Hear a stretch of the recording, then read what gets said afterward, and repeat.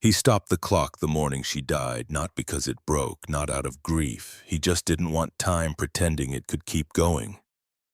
And yet, something kept breathing inside that quiet house.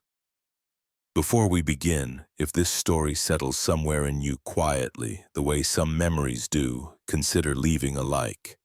And if you'd like more stories like this, you know where to find us. Now, let's begin. The porch light flickered like it had a mind of its own. Emmett Dorsey didn't look up. He was busy lining the window seams with folded newspaper. Not that it mattered much. Wind still hissed through the old wooden bones of the house. The radio sat silent on the counter. He hadn't turned it on in weeks. Outside, snow slanted sideways in sheets. The valley below had disappeared sometime around dusk. Now it was just white, pressing against the windows, the kind of storm that swallowed whole days without apology. Emmett moved slowly, methodically, one step, one breath at a time. The kettle whistled soft on the stovetop. He turned off the gas, poured water into a chipped mug, and stirred in a single teaspoon of honey rationed carefully since October. He didn't drink it right away. Instead, he walked to the front door and opened it, letting in a sudden gust of air so cold it bit the bones. He stepped out, boots creaking on the wooden planks. Snow hit his face, sharp and dry. The wind smelled of pine, iron, and something ancient. The porch light above him buzzed, blinked out, then flared back to life. He reached up and tapped the casing twice. Nothing changed. He didn't expect it to. Behind him, the door creaked open wider on its own. Emmett glanced back at it, said nothing, and walked to the edge of the porch. His breath curled in front of him, heavy and slow. Below the steps, the land dropped into a stretch of frost-bitten grapevines, what was left of the vineyard. The vines were bare now, thin, brittle arms reaching up toward nothing. A wire fence sagged in the far corner. Emmett had meant to fix it before the freeze. Another thing on the list that no longer mattered. Inside the house, the kettle ticked as it cooled. He turned back in. The mug sat untouched on the table. Beside it, a leather-bound notebook lay closed, a pencil across the top like a gravestone. He hadn't written anything in it since last winter. Above the mantel hung a faded photograph. Emmett never looked directly at it, but he knew every line of it. Her eyes caught mid-laugh, the shadow of his own arm around her shoulder, the old farmhouse behind them when it still looked like a home instead of a waiting room for ghosts. The porch light flickered again. He walked back to the door and stood just inside the frame, staring at the bulb. The wind howled. Snow piled against the steps. Far in the distance, a branch cracked under the weight of ice. Still, the light held, barely. He stood there for a long time, not thinking, not feeling exactly, just existing, like the last log in a fire that doesn't know it's almost out. Then, without warning, a sharp knock at the door behind him. 3 short raps, then silence. Emmett didn't move, didn't speak. The knock came again, lighter this time, almost unsure. He turned slowly, the mug, the notebook, the photograph, all where he left them. But the door was closed now. He hadn't closed it. Another knock, slower. He stepped forward, placed his hand on the knob, listened. Outside, the wind whipped against the house, but beneath it, another sound, breathing, a cough. He opened the door, and there she stood, hair matted with snow, lips pale, her hands gripping the edges of a broken umbrella. A suitcase lay behind her, half buried. "Sorry," she said, voice thin, cracking. My car." She didn't finish. Her eyes landed on the porch light above them, flickering. Emmett didn't ask her name, didn't say anything at all. He stepped aside, leaving the door open. She entered without waiting for permission. The wind followed her in. He closed the door behind them both. The light buzzed once more, then went dark. The door shut with a soft thud behind her. She stood just inside, dripping snow onto the floorboards, her breath ragged. the kind of breathing that had been held too long in fear and released too quickly in relief. Emmett didn't offer her a towel. Not yet. He just watched her, his face unreadable in the dim kitchen light. He didn't seem surprised or curious, just quiet. She glanced around the room, eyes moving over the faded wallpaper, the bare counters, the single mug still half full on the table. Her hands trembled slightly as she lowered the broken umbrella and leaned it against the wall. Snow slid off the fabric in clumps. "I didn't mean to intrude," she said, brushing wet hair back from her forehead. Her coat was soaked through. "My car gave out a few miles back, I think. Engine just stopped." Emmett turned toward the old stove and opened the firebuck. A few logs crackled inside. He took the poker and shifted them without a word. She stood still, unsure. "The snow," she added, as if needing to explain something more. "It came in faster than I expected. I didn't think—" "Sit," Emmett said quietly. She looked at the wooden chair near the stove. It was old but clean. She sat, the warmth already reaching through her clothes. He pulled a wool blanket from the back of the couch and laid it gently over her shoulders. Then he poured the rest of the hot water from the kettle into a second mug and placed it on the table near her hands. She looked down at it. Steam rose, curling gently toward her face. "Thank you," she whispered. He nodded, turned back to the stove. The only sound was fire and wind. She sipped slowly. The honey had melted in. Her hands stopped shaking. She pulled the blanket tighter, her eyes drifting to the room's corners. "You live here alone?" she asked. Emmett didn't answer, not right away. He moved to the counter and began slicing a loaf of bread. One slice, two, slow and steady, then cheese, then a pan on the stove warming without hurry. Clara waited. She seemed to understand the silence wasn't unfriendly, it was a shape he lived inside. One that didn't always make room for questions. "My name's Clara," she offered. He nodded again, said nothing, finished setting 2 plates on the table. No introductions, no stories, just food. She took a bite. Her shoulders relaxed. For the first time, she looked directly at him. Not searching, not analyzing, just looking. His beard was gray, trimmed with care. His eyes didn't dart or hesitate. They stayed on her with the same weight as the snow outside, heavy, constant, without rush. "I thought I'd freeze out there," she said. "It's been years since I've seen a storm come in like that." He gestured toward the window. "Up here it doesn't ask permission." A pause. She smiled faintly. "Neither do you, huh?" Still, he didn't return it, but he reached into a drawer, pulled out a dry pair of socks, men's thick wool, and placed them on the table beside her. She blinked. "You sure?" He nodded once. She removed her boots, then her soaked socks, and replaced them without modesty or shame. Just 2 strangers trying to stay warm. After they ate, she helped him clear the dishes. No small talk, just movement. When he took the plates to the sink, she lingered by the fireplace, warming her hands. Her gaze lifted to the mantel. The photograph there had been turned backward. She didn't ask. Something in the air warned her not to. "Thank you," she said again, this time softer, more like a breath. He only gave the slightest nod, then walked past her toward the back hallway. Halfway there, he paused. "There's a room to the right," he said. "Bed's clean." She didn't move at first, but then she followed.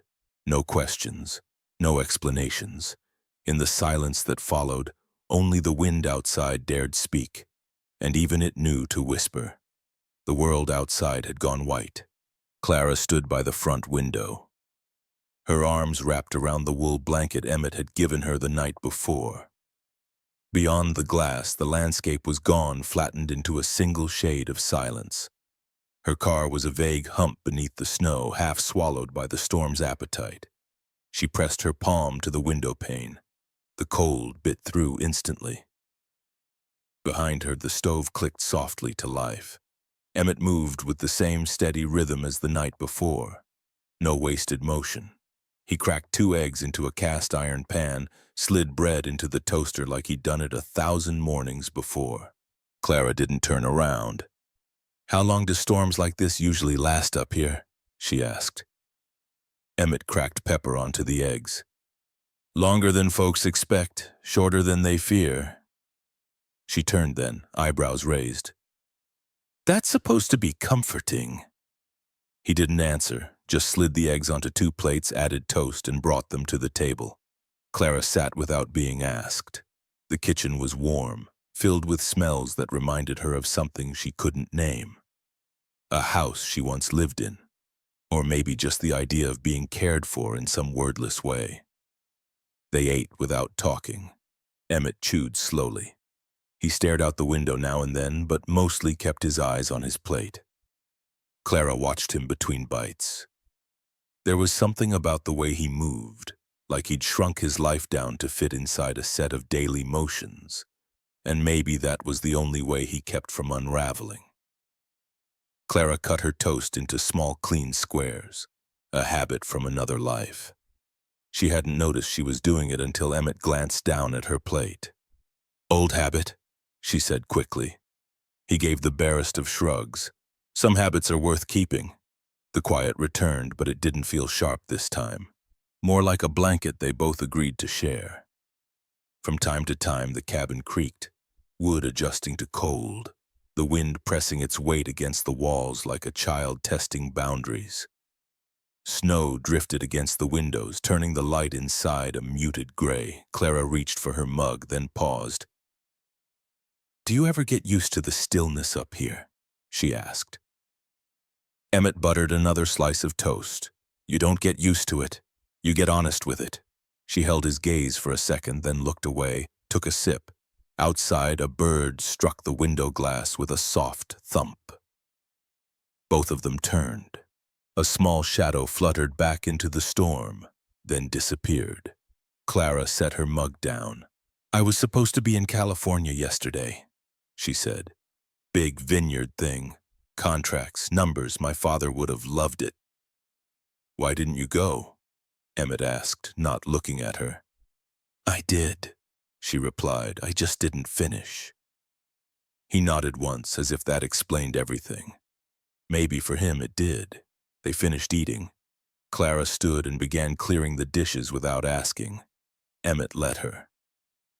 As she rinsed the plates, her eyes drifted to the window again. The snow hadn't stopped. If anything, it seemed deeper now. "We're not going anywhere today," he said behind her, as if reading her thoughts. She didn't answer, just kept washing. He moved to the door, opened it. Snow spilled in. He stepped out for a moment, looked around, then came back in without a word. Closed the door gently. She dried the last plate and placed it upside down on the rack. Then she turned and said, more to herself than to him, "I guess I'll just have to wait." He nodded. "There are worse places to wait," he said, and somehow in that moment she believed him. The wind had softened by mid-morning, but the cold stayed sharp. Clara stepped carefully through the snow-packed yard, boots sinking with each step. Emmett was already out there, 2 rows deep in the vineyard, hunched beneath a brittle frame of wooden trellis. His coat was old but thick, sleeves rolled to the forearms as he pulled ice-crusted wires free from sagging posts. The grapevines stretched out on both sides like skeletal fingers, rows upon rows, bare and patient. Clara had seen vineyards all her life, perfect ones ordered, symmetrical, humming with drone surveys and drip systems. But this was different. This was what a vineyard looked like when no one had come to save it. Emmett didn't look up when she approached. He kept working, gloved hands steady. He unhooked a broken strand of support wire, coiled it, tossed it into a rusted bucket near his feet. Clara stood a few feet away, watching. Then without speaking, she reached for the next post. The wire was stiff with ice, its twist dug deep into the weather-worn wood. She slipped off her gloves, used her bare fingers to pry it loose. Emmett glanced her way, just once, then went back to his task. Together they worked in silence. Wind moved the vines faintly, like they were whispering to one another, or maybe just creaking from memory. Each step they took left a mark in the snow. Each pull of wire made a soft metallic snap. Time slowed down, flattened. There was no noise but the shuffle of boots and breath and brittle branches being released from winter's grip. At one point, Clara stumbled. Her boot caught on a buried root. Emmett's hand caught her arm quickly, firmly, not roughly, not gently either, just enough to keep her from falling. "Careful," he said. The first word between them since breakfast. She nodded. "Thanks." They moved to the next row. Above them, the sky was a low ceiling of gray. The mountains in the distance were gone, swallowed by storm clouds. The kind of day when you couldn't tell if it was 10 a.m. or 4 p.m., because everything was colored the same. Clara wiped snow off the next wire, revealing a small, faded tag. She squinted. "Grenache," she murmured. Emmett didn't respond. She ran her thumb over the tag. "This row must be 15, maybe 20 years old." He paused, tools in hand. 23, he said. She glanced at him. "Good soil for it." He nodded. "Back then." And then nothing else, but something in her posture shifted. The questions stopped. The pace matched. Two people working on different ghosts in the same field. They finished 3 rows before Emmett stepped back, brushing frost off his sleeves. He turned, looked over the vineyard like it still owed him an answer. Or maybe like it had already told him everything. Clara followed his gaze. "Why didn't you tear it out?" she asked quietly. Emmett didn't look at her. He just said, "Some things grow too close to the bone." That was it. He turned and walked toward the barn. She hesitated, fingers brushing one of the vines, then followed. Behind them, the vineyard stood like a graveyard waiting for spring. Nothing bloomed, nothing broke, but something in the silence between the rows began to feel less cold, less alone. The storm tapered into silence by late afternoon. No more wind, just a sky weighed down by snow and a kind of hush that blanketed everything, including thoughts. Emmett was chopping wood outside the barn. Clara watched from the kitchen window for a few moments, then turned away. She moved through this cabin on quiet steps, like the house itself might shift if she made too much noise. Near the back hallway, she found a door she hadn't noticed before. The frame was low, the handle old brass. It stuck a little when she twisted it. The hinges creaked open into a narrow set of stairs, steep and dark. A faint draft rose up, cool and dry, like old stone and older wood. She hesitated, then descended slowly. The cellar smelled like earth and time. Rough shelves lined the walls, some empty, others stacked with dusty jars of jam or canned peaches. On the far side of the room sat a rack of wine bottles, crooked, uneven, not for display, just kept. She moved closer. Most of the bottles were unlabeled. Some had faint dates written in pencil on the cork. She picked one up. 2006. Another 2011. Then her eye caught something different. In the far corner, nearly hidden beneath a folded cloth in an empty box, lay a single bottle standing upright. The label was hand-drawn in ink, slightly smudged but still legible. Last harvest, 2019. She picked it up carefully. The glass was cold to the touch, the cork sealed tight. The handwriting wasn't stylish or for show. It was functional, neat, personal. Below the title, in smaller letters, Emmett Dorsey, Grenache, West End Row. She turned the bottle slowly in her hands. No barcode, no logo, just a man's name, a grape and a date. She stood there for a long moment, holding it like something fragile from a life not hers. Footsteps creaked overhead. She didn't move, didn't call up. She simply sat on the wooden crate beside the wine rack, bottle still in hand. When Emmett finally opened the cellar door, the light from above cast his shadow long across the stone floor. "You weren't meant to find that," he said. Clara didn't startle. "It wasn't exactly hidden." Emmett descended halfway, then paused on the steps. He looked at the bottle in her hands, but said nothing for a long time. "That was the last year I bottled anything," he said. She turned the label toward herself again. 2019. He nodded once. She looked up at him. "Why stop?" He didn't answer right away, then simply, "That year, I lost more than just the harvest." Clara studied him in the dim light, the dust, the cold, the weight in his voice that wasn't theatrical, just lived in. "Who did you make it for?" she asked. "A beat. My wife," he said. Then he stepped down the rest of the way and moved past her toward the shelves. He began organizing a few loose tools, pretending he had something to do. Clara stood, the bottle still in hand. She gently placed it back where she found it. "She passed that year." He gave a slow nod, back still turned. "She helped plant those vines before we even knew what we were doing. We made every bottle together. That was the first one I did alone." Clara stepped beside him, not close, but near enough. "My father used to say good wine is what happens when grief has enough time to ferment." Emmett looked at her then, his expression unreadable. "Sounds like something someone says when they never had to grieve quiet." She didn't argue. She just nodded, sat back down on the crate. He leaned against the wall opposite her.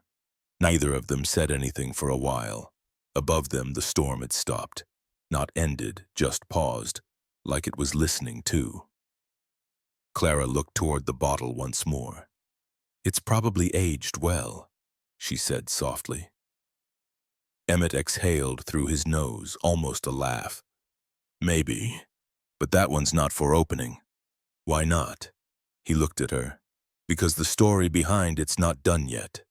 She didn't ask what he meant. She didn't need to. She just sat with him in the cellar a little longer, as the last light of the day tried its best to find them through the cracks. The fire crackled in the hearth, the only sound between them. Clara sat in the armchair nearest the window, wrapped in the same wool blanket from the first night. Emmett was opposite her, his posture straight but relaxed. Between them sat a low table with nothing on it but a small oil lamp and 2 mugs. No steam this time, just warm from habit. Neither of them spoke for a while. The snow had stopped falling. The sky outside was a dull violet now, the color of forgotten things. Clara stared into the fire as if it might answer something she hadn't dared ask. "Your wife," she said at last. "What was her name?" Emmett looked at the flames, not at her. "June." Clara waited, but he said nothing more. She nodded softly, folded her hands in her lap. "I liked the bottle downstairs," she offered. "Last harvest. It felt like it meant something." Emmett gave a quiet sound, maybe a yes, maybe just breath. His eyes stayed on the fire. "She used to name the bottles," he said finally. "Didn't like selling anything without a story on it, even if no one ever read the label." Clara smiled faintly. "That sounds like someone who understood how people drink." "She understood a lot," he said, then silence again. Outside, a branch creaked against the siding. The house made its usual winter complaints. But inside, something had shifted, barely noticeable, but real. A layer thinning. "I lost my father 3 months ago," Clara said. "Heart failure. Went fast, too fast." Emmett didn't respond. "I hadn't seen him in almost a year. We talked on the phone, but he was always sharp, always pushing for something." "Mine was the same," Emmett said. "Hard men, that generation." Clara nodded. "Hard in ways that never softened." They sat with that for a moment. Clara reached for her mug but didn't drink. "I came out here to, I don't know, step outside his shadow, or maybe figure out if I even have one of my own. Emmett looked at her now, not long, but clearly. You inherit land, he said, but legacy that you have to decide to carry. She let the words settle. No one tells you how heavy it is, she murmured. No, Emmett said. They don't. The fire popped. Embers shifted. The room warmed even if the conversation never did. I used to think grief would be louder, Clara said. More dramatic, but it just sits. Like smoke, Emmett replied. You don't see it until the sun hits it. That made her smile. Not wide, but honest. She leaned back in her chair, pulling the blanket up to her chin. Did you ever think of leaving this place? Emmett didn't hesitate. Never. Why not? He paused, then answered simply, because June never did. That was it. No explanation, no plea for sympathy, just fact. Clara lowered her gaze. Her hand moved to her necklace, a small gold ring on a chain. She turned it between her fingers slowly as if it were some old coin she hadn't spent yet. She wanted to be cremated, she said. My mom was buried, but Dad, he wanted ashes scattered over the east vineyards. Emmett tilted his head slightly. You do it. Clara nodded. Alone, she said. Didn't tell anyone I was going. Just drove out and let the wind take it. They both sat quietly after that. Time stretched, not awkward, just unhurried, like the house had learned to breathe with them. I turned the photo down, Emmett said, nodding toward the mantel. After the service. Thought it'd help. Didn't. Clara didn't say anything. She didn't need to. He looked at her, really looked, and for a second, just one, his expression softened into something weightless. Like the snow, now frozen outside, had finally melted somewhere inside him. She would have liked you, he said. Clara blinked, surprised. Why? She liked people who didn't talk too much. A breath of laughter escaped her. She shook her head, smiling despite herself. Well, she said, guess I'll take that as a compliment. You should, he replied. And just like that, the fire popped again, and they fell back into the kind of silence only two people who had both lost something important could share. No need to fill it. They just sat there and let it hold them. The snow had stopped for good this time. Clara stepped out into the sharp morning light, squinting against the pale sky. Everything was still white, but now it sparkled like the storm had left a peace offering behind. Emmett was already outside, hands deep in his coat pockets. He nodded at her once, then turned toward the rear edge of the property. She followed, crunching through the icy crust. They didn't speak. Behind the barn, past the half-fallen fence line and the tilted trellis frames, the land dipped slightly, then opened into a wide clearing. Nothing grew there now, just rows of low mounds barely visible beneath the snow. But Clara could see it, not with her eyes, something deeper. You used to grow reds here, she said quietly. Emmett didn't look at her. Grenache, some Syrah. Tried a Mourvedre once. Never took. Clara nodded. Too cold, he shrugged. Too proud. Some vines just don't bend. She stepped carefully beside him. The field looked quiet, empty, but she could feel the memory of things that used to live here, the way a scar remembers the wound even when no one else sees it. This was your best section, she said. Now he turned just slightly. You know soil. My father did. Taught me where to feel for it, what good roots look like. They walked the edges of the space, not stepping into the rows like they still belonged to something sacred. There was a frost one year, Emmett said. Took half the crop overnight. June cried. I tried to fix the irrigation the next morning with frozen hands. He gave a soft, almost self-deprecating laugh. We still bottled it, called it thin skin, sold out before Christmas. Clara smiled faintly. Sounds like grief in a bottle. That one tasted like it. They reached the back corner of the plot. The fence there had completely collapsed. A rusted gate lay flat in the snow, buried halfway. Clara crouched, brushing it off with her glove. There was a faint symbol burned into the wood, an old winery mark, not Emmett's. She frowned. "This wasn't here before." He said nothing. "Emmett," she asked, standing slowly, "did you sell this land?" Still, he didn't answer. She turned fully to face him. "Tell me the truth." He met her gaze, calm, unwavering. "I didn't sell it," he said, "but someone did." A long pause. "My brother signed it over 3 years ago," he said, "when I was in the hospital. I didn't find out until months later. Legal was already done." Clara's breath caught. "You never tried to get it back?" "I asked. They didn't answer. One day men in boots came with markers, said it was slated for development private vineyard extension, high efficiency." She stared at him, heart thudding louder now. "I think I know who owns it," she said. He raised an eyebrow but didn't push. Clara stepped back, scanning the land again. The rows were still there beneath the snow, ghost vines, dead roots, but still lined up like soldiers waiting for new orders. "I was part of the acquisition team," she said finally. Emmett's expression didn't change, not 1 inch. "I didn't know it was yours," she added quickly. "The files were generic parcels, section numbers, no names, just acreage." "I figured.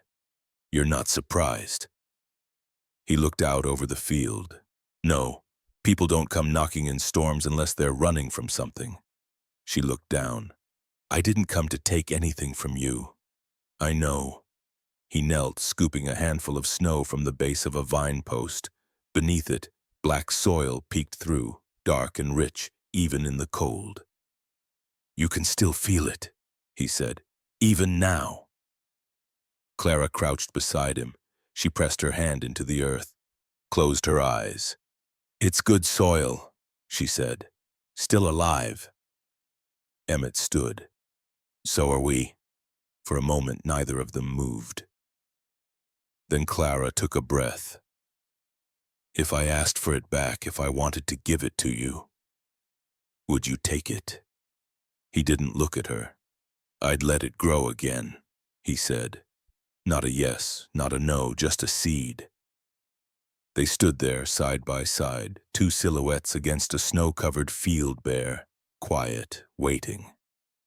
The cellar was colder than usual that afternoon.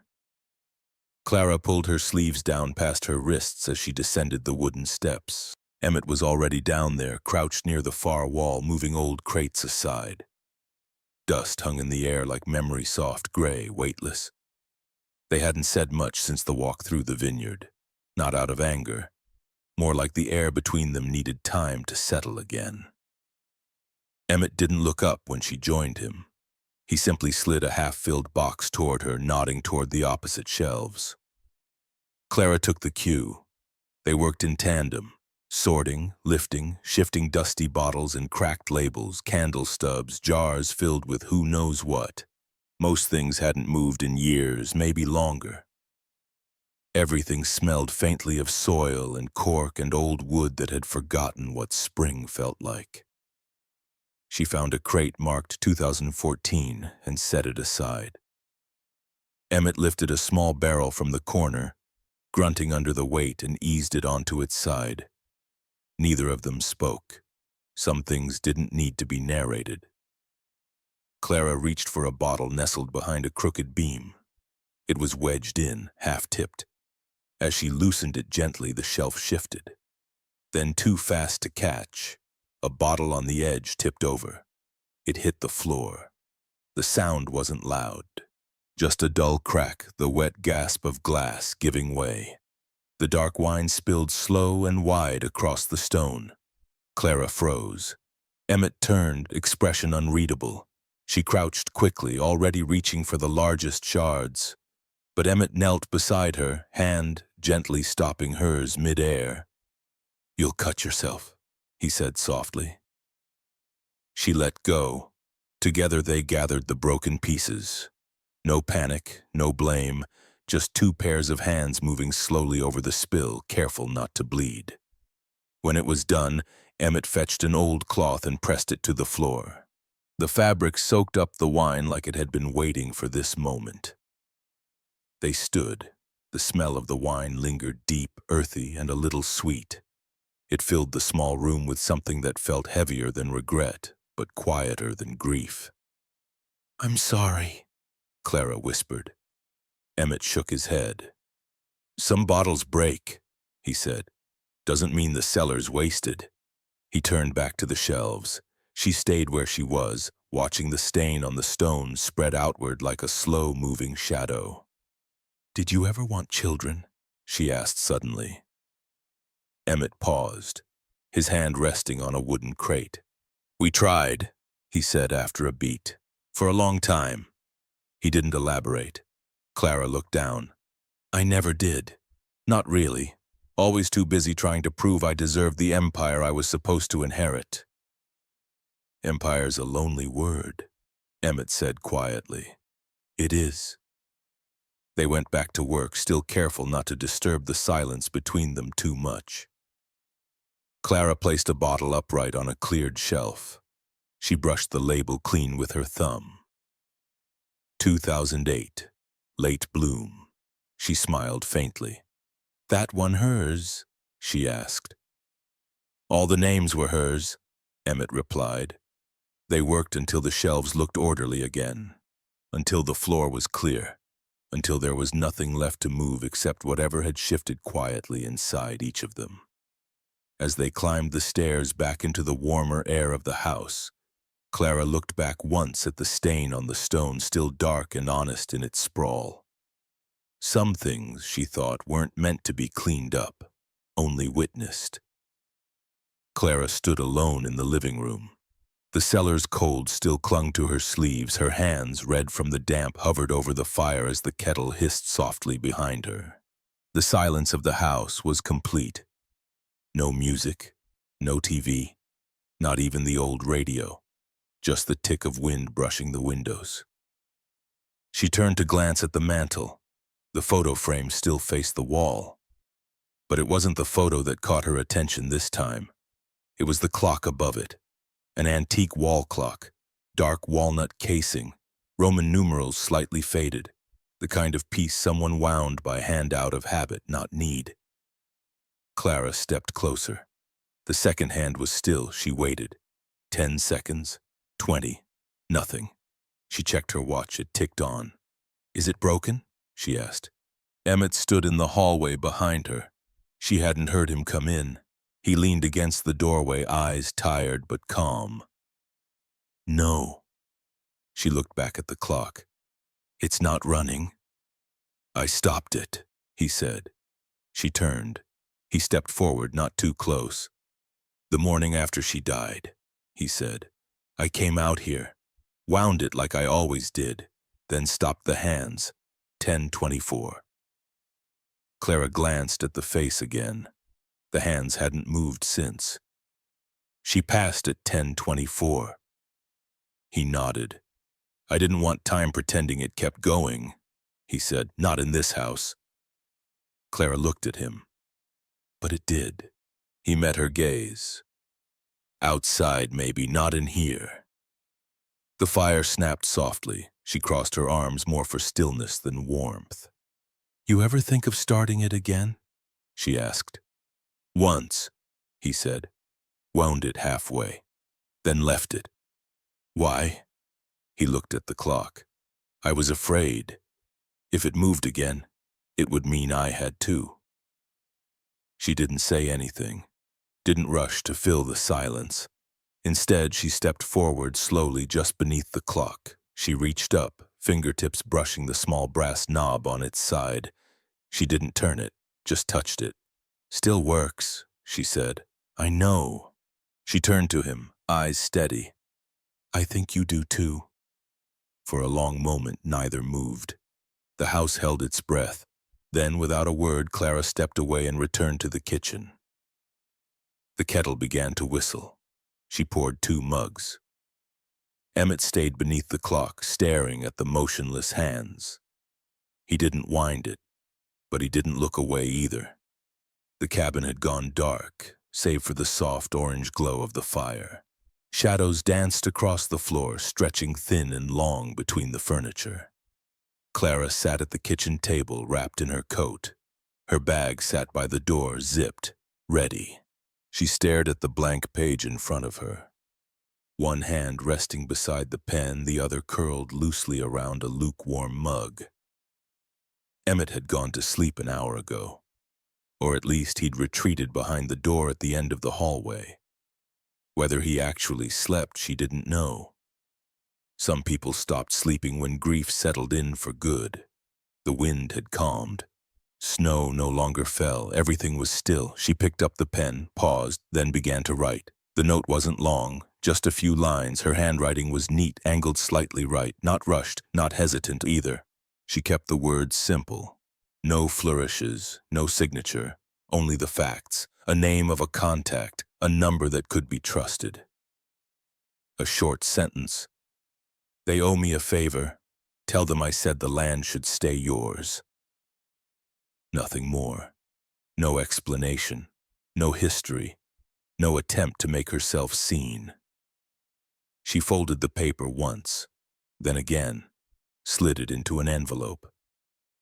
She stood and crossed the room, laying it gently on the kitchen table beside the firewood basket. Not on top, just tucked enough to be found, not too soon, not too late. Clara looked around the room one last time. The blanket still draped over the armchair, the unwashed mug by the sink, the fire humming low. Everything just as it had been when she arrived, and yet something inside it had shifted. Not undone, but softened. She moved to the door and pulled it open. The cold slipped in gently, not biting anymore, just real. Her boots crunched softly on the steps as she descended. She didn't look back, didn't close the door hard, didn't leave any noise behind her. Only the note, and maybe a little warmth. Inside the cabin, the fire breathed slow and steady. And above it, on the wall, the clock still stood still. For now.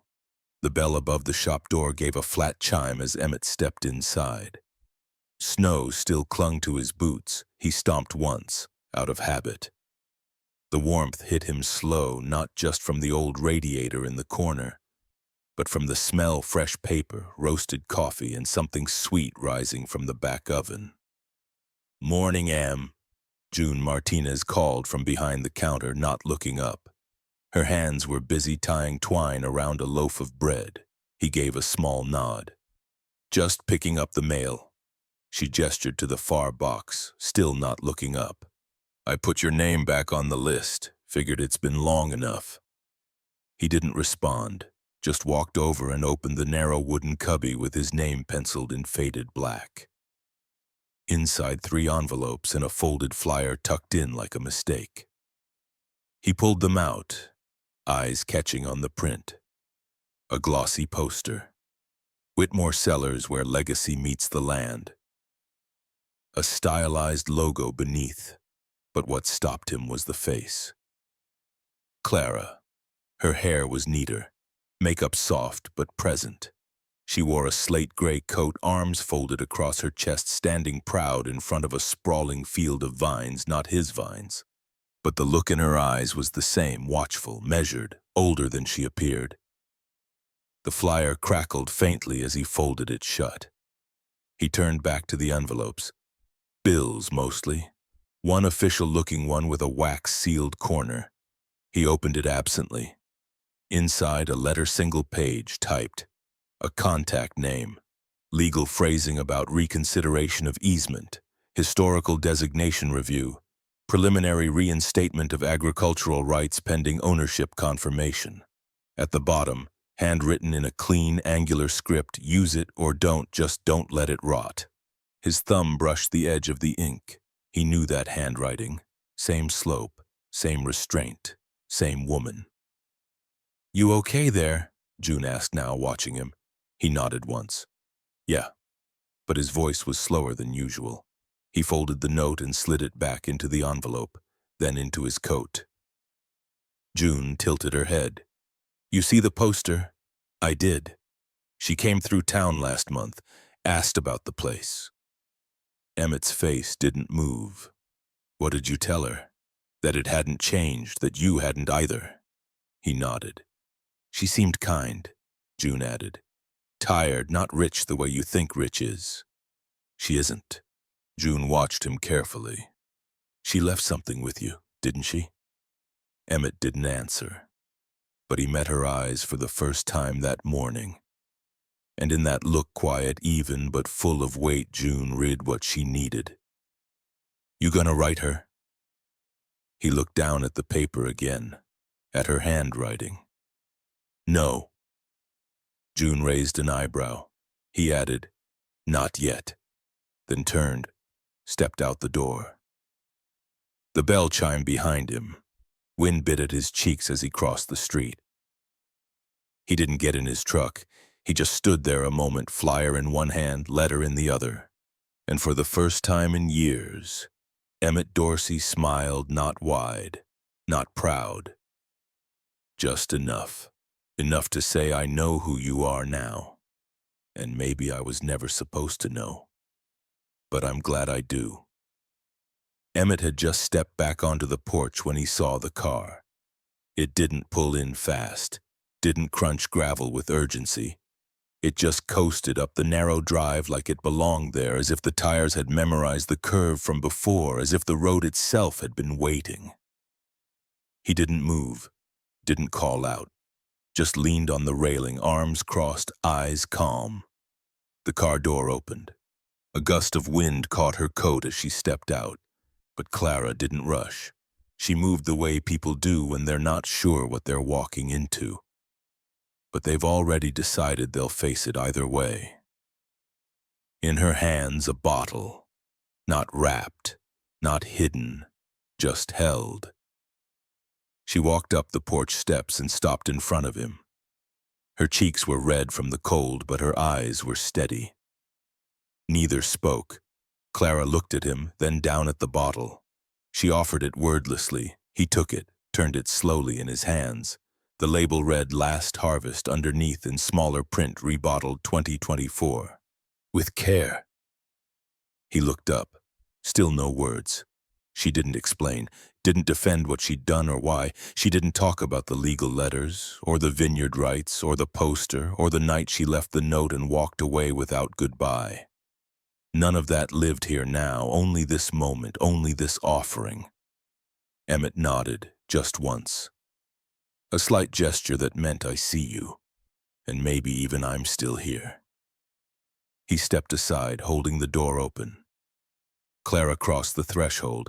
Inside, the room was warm, the fire already lit. The clock above the mantel still frozen at 10:24. Clara glanced at it briefly, then at him. Emmett followed her gaze, and this time, without a word, he walked over, took the small brass key from the drawer, and wound the clock gently, slowly. It ticked once, twice, then again, alive. Behind him, Clara sat at the kitchen table, and for the first time there were no ghosts in the room. Only two people and a bottle between them.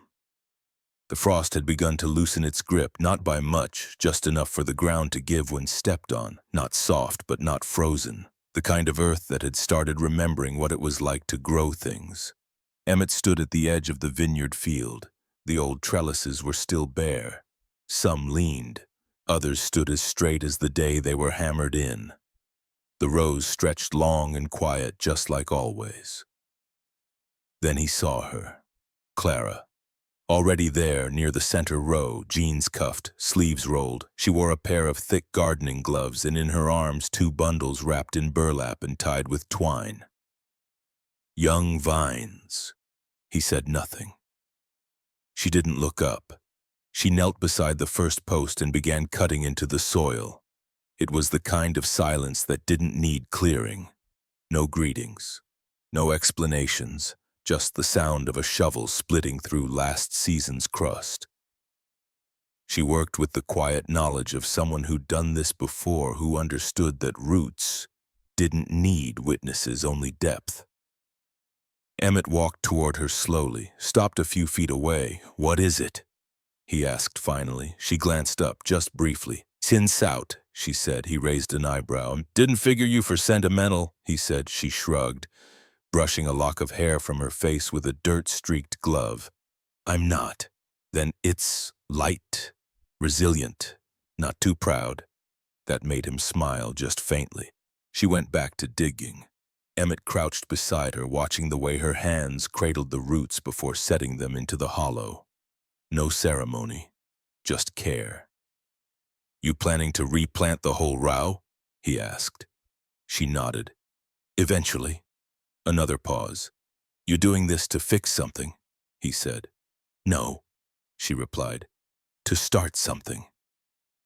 That sat between them for a while.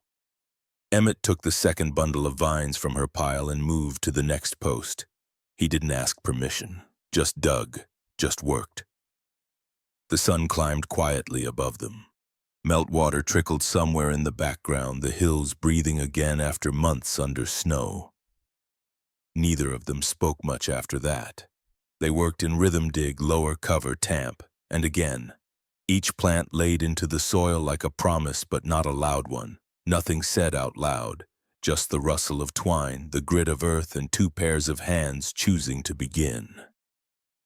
After the fifth vine, Emmett stood up slowly, dusting off his knees. Clara straightened too, pulling her hair back and tying it into a loose knot. They looked out over the row 5 small shoots in fresh dirt. Nothing green yet, just the start. Emmett nodded toward them. "Nothing to toast," Clara shook her head. "Not yet." Then with a faint smile she added, "They haven't earned it." He chuckled. "Fair enough." She looked at him. Her eyes didn't ask for anything. Not forgiveness, not thanks. Just this, to be here, doing this now. And he gave her that. No questions, just stood beside her. As the light fell over the bare rows and the roots took hold quietly beneath them. The kitchen smelled like roasted garlic and something hearty. Clara had taken over the stove, moving around like she'd done it a dozen times before, though she hadn't. Emmett set the table, 2 plates, no fuss, no centerpiece, just a folded napkin beside each fork and a bottle between them last harvest. Neither had mentioned opening it, but somehow it was there now, uncorked and breathing. Dinner was ready by 7. They sat. The fire behind them crackled gently. Outside, the sky had gone indigo and the porch light blinked twice before staying lit. Clara took a bite. "You didn't tell me you could still cook." Emmett shrugged. "Didn't say I stopped." She smiled. He poured them each a half glass of wine. No clinking, no toast, just the gesture. They drank. The silence was comfortable now, like an old dog resting at your feet, not demanding anything. Just there, midway through the meal, Emmett leaned back, wiped his mouth and said, "You know the first wine we ever bottled ourselves, the one before we even knew what we were doing?" Clara looked up. "The year before Thin Skin." He nodded. "We called it Runaway Goat." She raised an eyebrow. He grinned, really grinned for the first time. "June thought she'd lost me. Storm had knocked down the back fence. She went out calling for me, barefoot in the mud, yelling like a banshee." Clara chuckled. "I was chasing a goat we'd rescued from auction. Stupid thing got its head stuck in the trellis wire. Took me 30 minutes to get it out." "What happened to it?" "The goat," she nodded. He sipped his wine. "She named it Rufus. It chewed through 3 irrigation lines and a porch cushion. I hated that goat. So why keep it?" He looked at her. "Because she loved it." Clara laughed, really laughed, the kind that came from below the ribs. It caught her by surprise, and for a moment she covered her mouth like she'd broken something sacred. But Emmett didn't flinch. He just smiled, watching the moment settle between them. After a pause, she leaned back in her chair, glass in hand. "You ever think you'd laugh again in this kitchen?" she asked. He looked around slowly, eyes pausing on the worn cabinets, the stove with the squeaky knob, the scuff marks on the floor by the sink. "No," he said. "Didn't think I'd hear it either." They sat a little longer, finishing their meal in slow bites. The wine sat lower in the bottle now. Emmett refilled their glasses not out of habit, but because the moment asked for it. He looked at Clara.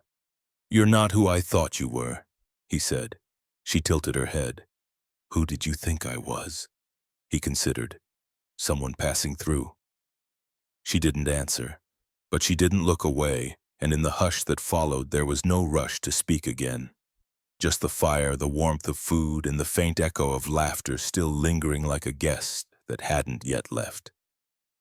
Clara stood on the porch, a thin manila envelope in her hand. The wind picked at the edges of her coat, tugging, pulling her slightly south, as if the land itself knew she was thinking of leaving. Inside the envelope, an invitation, formal, branded, lined with gold lettering. California State Heritage Wine and Culture Expo. Keynote panel representative Clara Whitmore, founder Whitmore Cellars. Emmett stood beside her, arms crossed, eyes steady on the horizon. He hadn't asked what was in the envelope, but he knew. The look on her face said enough. She held it up finally, like a confession. "They want me to speak. On the panel." He nodded once. "You going?" "I don't know." A pause. "They've been asking for 2 years," she added. "This time they didn't ask. They assumed." Another beat. "It's a week in the city, press, cameras, dinner with board members." He looked out over the rows of young vines they'd just planted days ago. A few buds had already begun to peek through the thawed soil, small, unsure but alive. "They'll want your name on more than a banner," he said. She nodded. "I don't know if I want to be seen that much anymore," she said. "Not like that." "Then don't." She turned to him. "It's not that simple." "It never is." She stepped off the porch, boots crunching over the thin layer of gravel, then paused halfway to the barn. "When I'm in the city," she said quietly, "I know who they think I am. I know what role to play." "And here?" he asked. She hesitated, looked down at the envelope again. "Here, I'm not sure who I am yet." The wind blew across the field. The rows of soil looked small from this angle, but deliberate. She turned to him again. "Do you think I belong here?" He didn't answer right away. He stepped down, met her where she stood. His gaze was firm, not soft but not cold either. "I think you stayed when you could have run." She looked away. "I think you listened more than you spoke," he added. "That counts for something." Clara tucked the envelope under her arm. "Not deciding. Not yet." "I never planned to end up here," she said. Emmett gave a small, half smile. "Me neither." A long silence followed. "I'll need to leave for a few days if I accept," she said. "Maybe a week." He didn't react. "I might not come back right away." Still, no protest, no resistance. "Only leave the keys, in case the goat shelter leaks again." She smiled. It was the closest thing to permission they could give each other. Not a promise, not a goodbye, just space. Space to figure out whether roots could grow without breaking the ground that held them. The sky was turning amber behind the hills. Clara and Emmett sat on the front porch, 2 chairs angled slightly toward each other but not quite facing. Between them sat 2 mugs, half full, half warm. No wine tonight, just coffee, gone soft in the air. The day had been long, quiet. She had packed in the early afternoon but never brought her bag outside. Emmett hadn't asked if she would. He hadn't said much of anything, and neither had she. They just sat. The porch creaked softly under shifting weight. Somewhere beyond the trees, a bird made one last call before the light slipped fully into blue. Clara tilted her head slightly. "You ever feel like time got stuck?" Emmett didn't answer right away. Then, "For a while I wanted it to." She nodded. "I know." Another pause. He looked toward the field. "It's funny. You think if you hold still long enough, maybe the hurt won't find you, but it always does. Just walks up slower." Clara offered a faint smile, no teeth.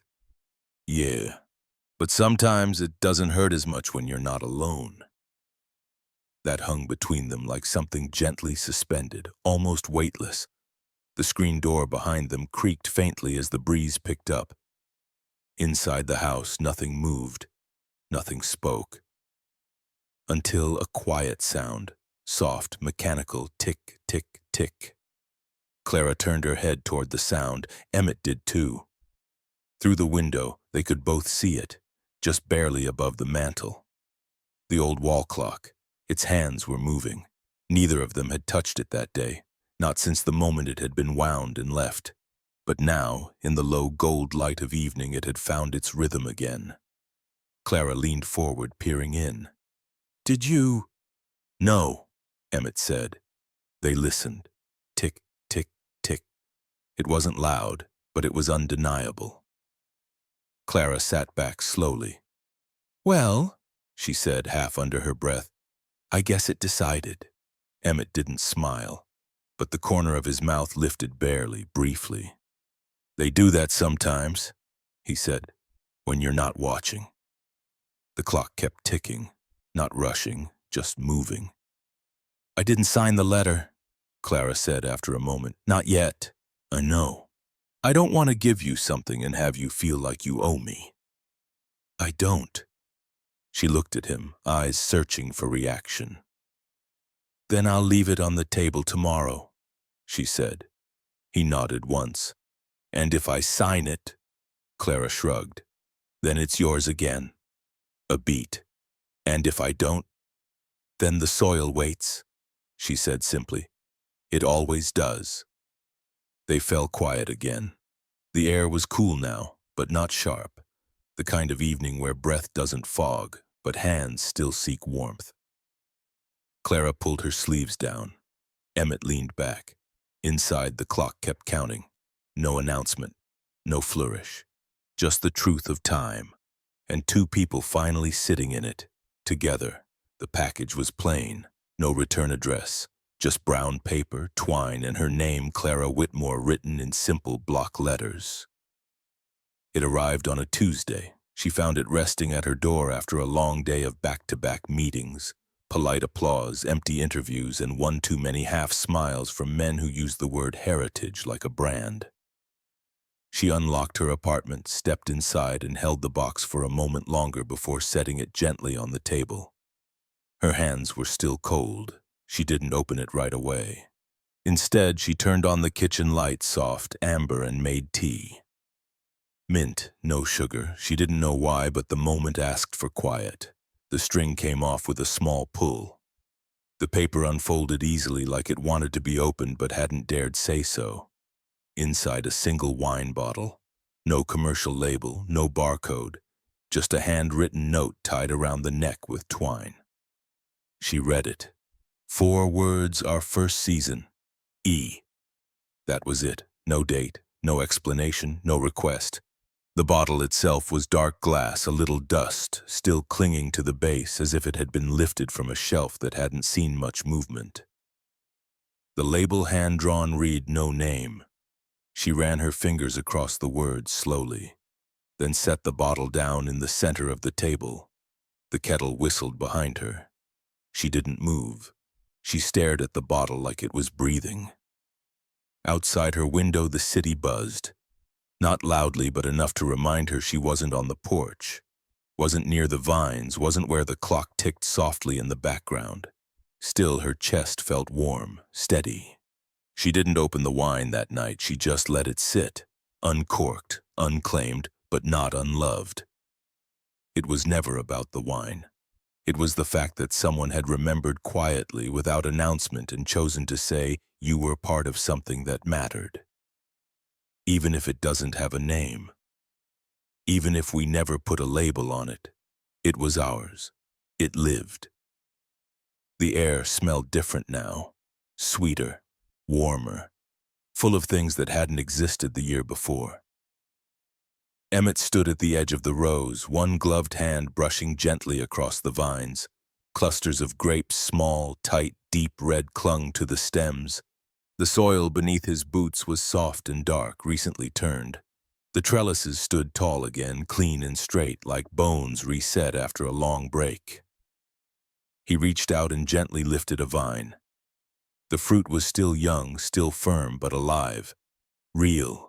The first fruit since he stopped calling the land his. He didn't smile, not yet, but he stood a little straighter. The porch creaked behind him as it always did when someone stepped on it, but he hadn't heard the car. He turned. The truck wasn't there. Then came the sound, knuckles on wood. 3 soft knocks. Familiar. He wiped his hands on a cloth and walked back to the house, slow, steady. No rush. No fear. When he opened the door, she stood there. Same boots, different coat, hair a little longer, eyes a little clearer, Clara. She didn't say anything. Neither did he. She held nothing in her hands, no envelope, no bottle, just a look that said, "If it's not too late, I'd like to stand here again." Behind her, the sky stretched wide and open. A warm wind passed through the fields, stirring the vines gently like a breath. Emmett stepped aside. Clara walked in. She glanced toward the kitchen table, still the same. Toward the mantel, still that photo turned down. Then her eyes landed on the clock, ticking, still ticking. She smiled softly. "It's still running." Emmett nodded. He walked to the drawer near the fireplace and pulled something out, a small picture frame. Inside it, a new photo. It wasn't polished or posed, just a snapshot: Clara kneeling beside a vine, dirt on her cheek, laughing at something off camera. Emmett in the background, blurred but unmistakable, holding a trowel like he wasn't sure if he was fixing something or burying it. He hung the frame on the wall beside the old trellis hooks. Didn't say a word. Clara looked at it, then at him. Still no explanation needed. Outside, the sun dropped low, casting long gold shadows over the rows. They stepped back out to the porch together, and from where they stood, they could see it all. The vines, the fruit, the earth that had waited, the house that had held, and 2 people who had both, in their own quiet ways, chosen to come back. Clara leaned against the railing, Emmett beside her. No words, just the sound of wind through fruit-bearing branches, and a single light above the porch, flickering on. She didn't knock like someone returning. She knocked like someone arriving again for the very first time. And behind them, in the rows of vines they once thought too stubborn to bear, fruit had finally come. Some stories don't end with a goodbye, just with a light left on and a door quietly opening. If this one stayed with you even just a little, a like helps us keep telling them. And if you want more stories that feel like home, you're always welcome here.